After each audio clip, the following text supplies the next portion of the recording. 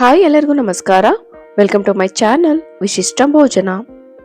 Soya chunks ಆಲೂಗೆಡ್ಡೆನ ಬಳಸ್ಕೊಂಡು ಒಂದು super tasty ಆಗಿರುವಂತ ಆಲೂ ಸೋಯಾ ಗ್ರೇವಿ ಯಾವ ರೀತಿ ಮಾಡೋದು ಅಂತ ಇವತ್ತಿನ ನಾನು ಈ ವಿಡಿಯೋದಲ್ಲಿ ತೋರಿಸ್ಕೊಡ್ತಾ ಇದ್ದೀನಿ.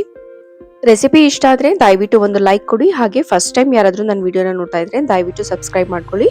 ಹಾಗಾದ್ರೆ ಬನ್ನಿ ಯಾವ ರೀತಿ ಮಾಡೋದು ಅಂತ ನೋಡೋಣ. ಮೊದಲಿಗೆ ಈ ಗ್ರೇವಿ ಮಾಡೋದಕ್ಕೆ ಒಂದು ಚಿಕ್ಕ ಮಸಾಲೆನ ರೆಡಿ ಮಾಡ್ಕೊಳ್ಳೋಣ.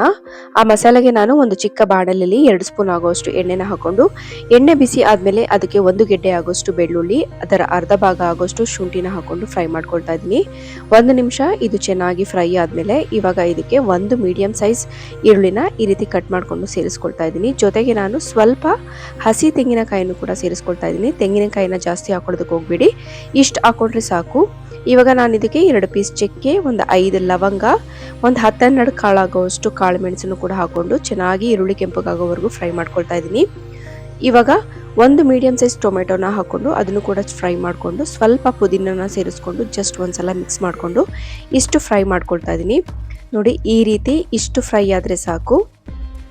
ಈ ರೀತಿ ಎಲ್ಲಾನು ಒಂದ್ಸಲ ಎಣ್ಣೆಯಲ್ಲಿ ಚೆನ್ನಾಗಿ ಫ್ರೈ ಮಾಡ್ಕೊಂಡ್ರೆ ಗ್ರೇವಿ ಟೇಸ್ಟ್ ತುಂಬಾನೇ ಚೆನ್ನಾಗಿರುತ್ತೆ. ಇವಾಗ ಇದು ತಣ್ಣಗಾದ್ಮೇಲೆ ಇದನ್ನ ಒಂದು ಚಿಕ್ಕ ಮಿಕ್ಸಿ ಜಾರಿಗೆ ಹಾಕೊಳ್ತಾ ಇದ್ದೀನಿ. ಜೊತೆಗೆ ಸ್ವಲ್ಪ ನೀರನ್ನ ಸೇರಿಸ್ಕೊಂಡು ನುಣ್ಣಗೆ ರುಬ್ಬಿಟ್ಕೊಳ್ಳೋಣ. ಇವಾಗ ಒಂದು ಪ್ಯಾನ್ ನ ಬಿಸಿ ಇಟ್ಕೊಂಡು ಅದಕ್ಕೆ ನಾನು 2 ಟೇಬಲ್ ಸ್ಪೂನ್ ಆಗುವಷ್ಟು ಎಣ್ಣೆನ ಹಾಕೊಳ್ತಾ ಇದ್ದೀನಿ. ಎಣ್ಣೆ ಬಿಸಿ ಆದ್ಮೇಲೆ ಇದಕ್ಕೆ ನಾನು 1 ಪೀಸ್ ಚಕ್ಕೆ, 3 ಲವಂಗ, 1 ಏಲಕ್ಕಿ, ಹಾಗೆ 2 ಟೀ ಸ್ಪೂನ್ ಆಗುವಷ್ಟು ಸಣ್ಣಗೆ ಹೆಚ್ಚಿರುವಂತಹ ಬೆಳ್ಳುಳ್ಳಿನೂ ಕೂಡ ಹಾಕೊಂಡು ಬೆಳ್ಳುಳ್ಳಿ ಸ್ವಲ್ಪ ಕಲರ್ ಚೇಂಜ್ ಆಗೋವರೆಗೂ ಚೆನ್ನಾಗಿ ಫ್ರೈ ಮಾಡ್ಕೊಳ್ತಾ ಇದ್ದೀನಿ. ಇವಾಗ ಇದಕ್ಕೆ ಸಣ್ಣಗೆ ಹೆಚ್ಚಿರುವಂತಹ 2 ಹಸಿಮೆಣಸಿನಕಾಯಿನೂ ಕೂಡ ಹಾಕೊಂಡು ಅದನ್ನು ಕೂಡ ಚೆನ್ನಾಗಿ ಫ್ರೈ ಮಾಡ್ಕೊಳ್ತಾ ಇದ್ದೀನಿ. ಇದು ಸ್ವಲ್ಪ ಫ್ರೈ ಆದ್ಮೇಲೆ ಇದಕ್ಕೆ 1 ಮೀಡಿಯಂ ಸೈಜ್ ಈರುಳ್ಳಿನ ಈ ರೀತಿ ಸಣ್ಣದಾಗಿ ಉದ್ದುಗೆ ಕಟ್ ಮಾಡಿಕೊಂಡು ಅದನ್ನು ಕೂಡ ಸೇರಿಸ್ಕೊಂಡು ಈರುಳ್ಳಿ ಕೆಂಪಗಾಗೋವರೆಗೂ ಚೆನ್ನಾಗಿ ಟ್ರಾನ್ಸ್ಪರೆಂಟ್ ಆಗೋವರೆಗೂ ಚೆನ್ನಾಗಿ ಫ್ರೈ ಮಾಡ್ಕೊಳ್ಳೋಣ.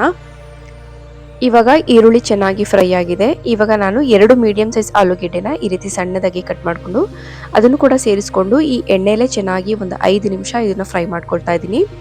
5 ನಿಮಿಷ ಆದ್ಮೇಲೆ ನಾನು ಸೋಯಾ ಚಂಕ್ಸ್ನ ಹಾಕೊಳ್ತಾ ಇದ್ದೀನಿ. ಈ ಸೋಯಾ ಚಂಕ್ಸ್ನ ನಾನು 10 ನಿಮಿಷ ಬಿಸಿ ನೀರಲ್ಲಿ ನೆನೆಸಿ ಅದರಲ್ಲಿರುವಂಥ ನೀರನ್ನ ಹಿಂಡ್ಕೊಂಡು ಹಾಕೊಳ್ತಾ ಇದ್ದೀನಿ. ಅದನ್ನು ಕೂಡ ಒಂದು 5 ನಿಮಿಷ ಚೆನ್ನಾಗಿ ಎಣ್ಣೆಯಲ್ಲಿ ಫ್ರೈ ಮಾಡ್ಕೊಳ್ಳೋಣ. ಇವಾಗ ನಾನು ಆಗ್ಲೇ ರುಬ್ಬಿಟ್ಕೊಂಡಿರುವಂತಹ ಮಸಾಲೆನ ಸೇರಿಸ್ಕೊಳ್ತಾ ಇದ್ದೀನಿ. ಈ ಮಸಾಲೆನ ಸೇರಿಸ್ಕೊಂಡು ಒಂದ್ಸಲ ಚೆನ್ನಾಗಿ ಮಿಕ್ಸ್ ಮಾಡ್ಕೊಳ್ಳೋಣ. ಈ ರೀತಿ ಒಂದ್ಸಲ ಚೆನ್ನಾಗಿ ಮಿಕ್ಸ್ ಮಾಡಿಕೊಂಡು ಎಲ್ಲ ಚೆನ್ನಾಗಿ ಮಸಾಲೆ ಹೊಂದ್ಕೊಳ್ಳೋ ಹಾಗೆ ಚೆನ್ನಾಗಿ ಮಿಕ್ಸ್ ಮಾಡ್ಕೊಳ್ತಾ ಇದ್ದೀನಿ. ಇವಾಗ ಇದಕ್ಕೆ ನಾನು 1/4 ಟೀ ಸ್ಪೂನ್ ಆಗೋಷ್ಟು ಅರಿಶಿನ, 1 ಟೀ ಸ್ಪೂನ್ ಆಗೋಷ್ಟು ಅಚ್ಚ ಖಾರದ ಪುಡಿ, ಅರ್ಧ ಟೀ ಸ್ಪೂನ್ ಆಗೋಷ್ಟು ಧನಿಯಾ ಪುಡಿ, ಹಾಗೆ ರುಚಿಗೆ ತಕ್ಕಷ್ಟು ಉಪ್ಪನ್ನು ಕೂಡ ಸೇರಿಸ್ಕೊಂಡು ಒಂದ್ಸಲ ಚೆನ್ನಾಗಿ ಮಿಕ್ಸ್ ಮಾಡಿಕೊಂಡು ಕುದಿಯೋದಕ್ಕೆ ಬಿಡೋಣ. ಖಂಡಿತ ಈ ರೆಸಿಪಿನ ಒಂದ್ಸಲ ಟ್ರೈ ಮಾಡಿ, ತುಂಬಾನೇ ರುಚಿಯಾಗಿರುತ್ತೆ. ಒಂದ್ ರೀತಿ ನಾನ್ ವೆಜ್ ಟೈಪ್ ಇರುತ್ತೆ ಈ ಗ್ರೇವಿ, ತುಂಬಾನೇ ಟೇಸ್ಟಿಯಾಗಿರುತ್ತೆ. ಇವಾಗ ಚೆನ್ನಾಗಿ ಕುದೀತಾ ಇದೆ. ಈ ಸ್ಟೇಜಲ್ಲಿ ನಾನು ಸ್ವಲ್ಪ ನೀರನ್ನ ಸೇರಿಸ್ಕೊಳ್ತಾ ಇದ್ದೀನಿ. ಈ ಸೋಯಾ ಚಂಕ್ಸ್ ಆಲೂಗೆಡ್ಡೆ ಚೆನ್ನಾಗಿ ಬೇಯೋವರೆಗೂ ಒಂದು ಲಿಡ್ನ ಕ್ಲೋಸ್ ಮಾಡಿ ಇದನ್ನ ಚೆನ್ನಾಗಿ ಬೇಯಿಸ್ಕೊಳ್ಳೋಣ. ಇದನ್ನ ಒಂದು 10 ನಿಮಿಷ ಬೇಯಿಸ್ಕೊಂಡಿದ್ದೀನಿ. ಸೋಯಾ ಚಂಕ್ಸ್ ಆಲೂಗೆಡ್ಡೆ ಚೆನ್ನಾಗಿ ಬೇಯೋವರೆಗೂ ಒಂದು 10 ನಿಮಿಷ ಇದನ್ನ ಬೇಯಿಸ್ಕೊಂಡ್ರೆ ಸಾಕು.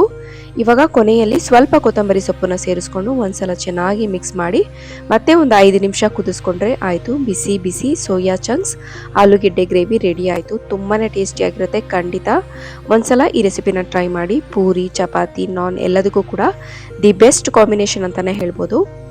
ರೆಸಿಪಿ ಇಷ್ಟ ಆದರೆ ದಯವಿಟ್ಟು ಲೈಕ್, ಕಮೆಂಟ್, ಶೇರ್ ಮಾಡಿ. ಹಾಗೆ ಮತ್ತಷ್ಟು ಒಳ್ಳೊಳ್ಳೆ ರೆಸಿಪಿಗಾಗಿ ಈ ನನ್ನ ಚಾನೆಲ್ ಅನ್ನು ಸಬ್ಸ್ಕ್ರೈಬ್ ಮಾಡ್ಕೊಳ್ಳಿ. Thank you.